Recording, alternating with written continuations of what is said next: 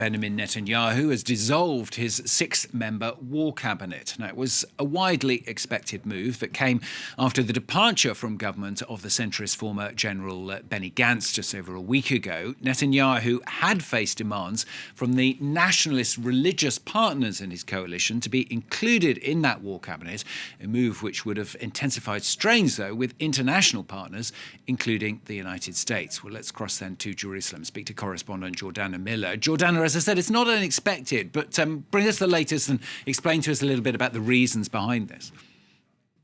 Right. No matter how Israel's Prime Minister Benjamin Netanyahu will spin this, it is an effort to sideline those far-right ministers.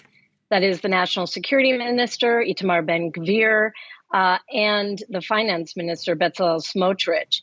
Ben-Gvir had insisted that unless he had a seat in the war cabinet, he would resign, and that, of course, would bring down Netanyahu's government. So Netanyahu, who is very politically savvy, decided, well, we don't need a war cabinet, right? He just avoided that fight. And he's going to go back to making decisions the way he used to before this war. That is, he would consult his closest advisors, like Dermer and Negbi, and some of the military leaders. In this case, it'll be Defense Minister Gallant and even the head of the Mossad. That smaller forum will make decisions, and then Netanyahu will take it to the larger security cabinet that will include these far-right ministers. And it will essentially give him more control over the decision-making and more control over the messaging for this war, now that the centrists in the war cabinet, General Benny Gantz and General Eisenkot, have left.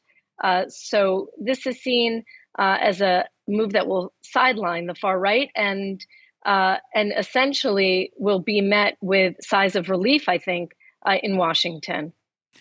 Could it not backfire on Netanyahu, though? I mean, how could those nationalist members who are being sidelined, if what you're saying is the situation, react?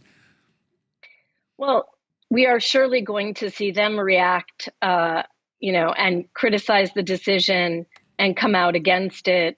But remember, these far-right ministers, they're in power.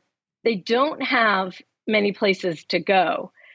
So they're going to scream and yell, but at the end of the day, they're not going to bring down this government. They're in the wider security cabinet. They do have some power. And they're going to preserve that through this war.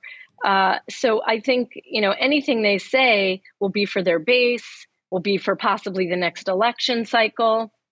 But they're not going to talk, if you will, with their feet and leave this government. Jordana, thanks very much. Jordana Miller, correspondent, talking to us live there from Jerusalem. Thanks.